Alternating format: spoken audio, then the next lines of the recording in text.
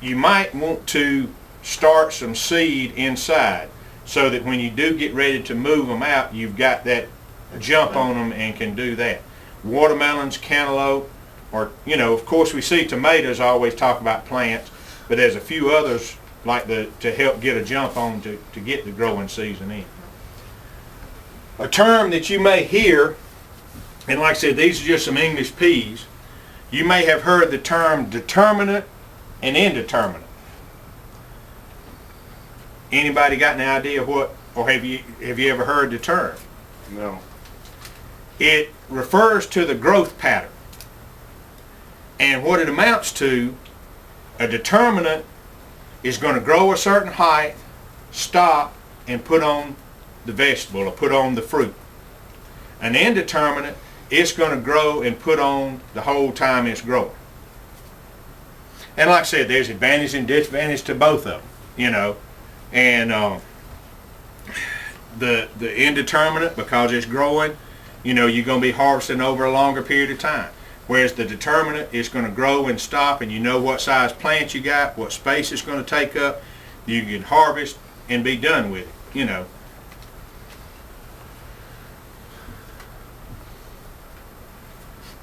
Just a few pictures of some different crops, some red cell leaf lettuce. But there's some stuff I'm not familiar with as to whether it will grow or not, like this butter crunch lettuce, radichetti. If I'm saying that right, it may be, you know, something that's grown. One thing to keep in mind, and I don't know if any of you are deer hunters, we do get a lot of times people that have food plots for deer and turkeys and stuff like that. Kale has become real popular. And Swiss chard. These are just some pictures of some cool season crops that we don't necessarily see every day. And then there are some, like the leaf lettuce that she's got here, that you can pick and it'll keep producing, you know. And you have to kind of work to make sure and continuously harvest it. We had somebody had said something about potatoes earlier, and you know, it's a vegetative part for potatoes.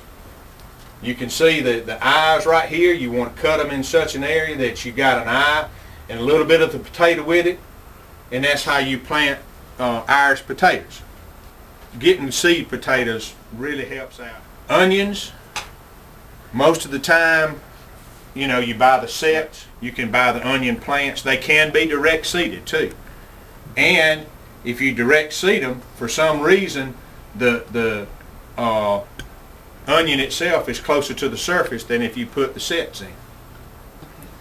And just a rule of thumb, as you can see, the tops are starting to dry down, and that's when, you know, unless you're looking for a green onion and like that green onion taste, you can leave them in the garden until the tops start drying down, and that's when you want to pull them up, let them dry, set them out, let them dry, and before you eat them. Cauliflower, kohlrabi, collards, you know, we have several in the area. You got some beets and radishes. Radish is one that can be a lot of fun. It grows quick, and you can enjoy having something like that. Is kind of like with the tomatoes or something else. You can put a few radishes in, and you can start enjoying it while you're waiting for something else. You know, you starting to get a little bit of benefit out of your garden. Mustard, just another green that we had. And then Brussels sprouts. And that's just showing about the root growing there. And beans, have got a ton of different kind of beans. And just like we were talking before we got started, whether you want a bush bean, climbing bean, you know, some that's got a big bean this way, and you know, but beans do well here. And it depends on what kind you want. And this is just showing some wax beans and different types of beans. What I like to look at is the days to harvest. How long does it take? 60 days, 90 days, or whatever. And if you want to put something in the fall, you know, our average last frost date, and as sure as I say this, it'll, you know, but around October 15th to 1st of November is when we're going to be frosted and killed. So if you've got something you want to try to get in, back up the days and find out if you can plant it and harvest it before that frost hits it. Squash are fairly quick growing. You know, of course, pumpkins will take a while, but any of these will grow well in the summertime. When you talk about sweet potatoes, do you cut them up with pieces like we did the Irish potatoes, or do you plant them different? Slips, where they grow plants. You know, they'll put a potato down, you know, and have it growing, and then when that vegetative part is able to slip off of that tuber, you pull that plant. So when you go, you know, you may see that when you go to the store talking about sweet potato slips, and that's just that part, that vegetative part slips off of that. And they have them in a bed, and a lot of times they'll have like wire over, chicken wire or some kind of netting, so they can hold that and pull that slip off and keep harvesting over a longer period of time. Tomatoes, of course, is the probably #1 vegetable grown by homeowners, and you can get into a whole bunch of different kinds of tomatoes. But you can see, you know, you got your Roma tomatoes and some of the others that to me, those really make good, if your spaghetti sauce got a good flavor to them, and just looks a little different in growing them. What is the term or name called for that piece of that plant right there? Sucker. A sucker. If you like tomatoes and you want to be creative or ingenious, as it starts growing, you can see here's your main branches here, you have the sucker there. You can pop off that sucker, stick it in water, let it root, and then you can plant it so that you can help extend your garden without having to buy new plants. All right. So you can see that sucker there, and because we talked about the hybrid, because it's a vegetative part, you know, it's going to have that. But that's just a way. My dad is old enough, he went through the Depression, and he's not going to miss a trick to save any money, and that's what he'd tell you right quick. You could grow the plant, start taking suckers, and you'd have them to last, you know, all season long. Just enough, because really and truly, once spring gets over, it's kind of hard to find plants, you know, and that's just a way to continue so that you have some growing year round. Would that be true for a heirloom too? Yeah. So any tomato. Any tomato. You're going to take that off. You're going to soak it in water. How long? It usually takes a couple of weeks, and you'll see the little roots start coming, and you want it to get a good root system, and then you can put it in there, and that way you've got tomatoes longer throughout the year. Then when they grow, you take the suckers off of them, plant Right. them, and you Keep going. Right. Just an example of some peppers that will grow, and I will have to say, I still cannot figure out, to me, I think a red pepper ought to be hot, but it's not. So I don't know whether that's just something they bred in because people like the color and can add it into salads. But you can get different varieties of bell peppers.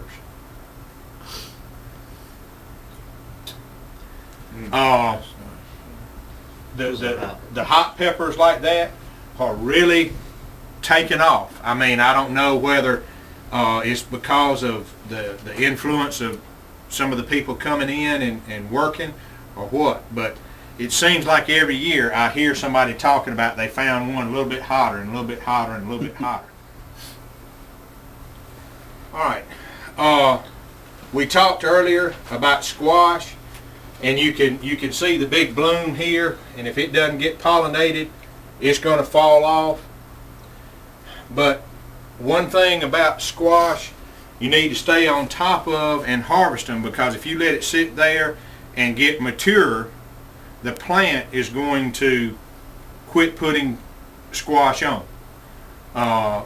Just like we were talking last week, you know, we enjoy the fruits and the vegetables that come off of there, but that plant is wanting to reproduce and make other plants.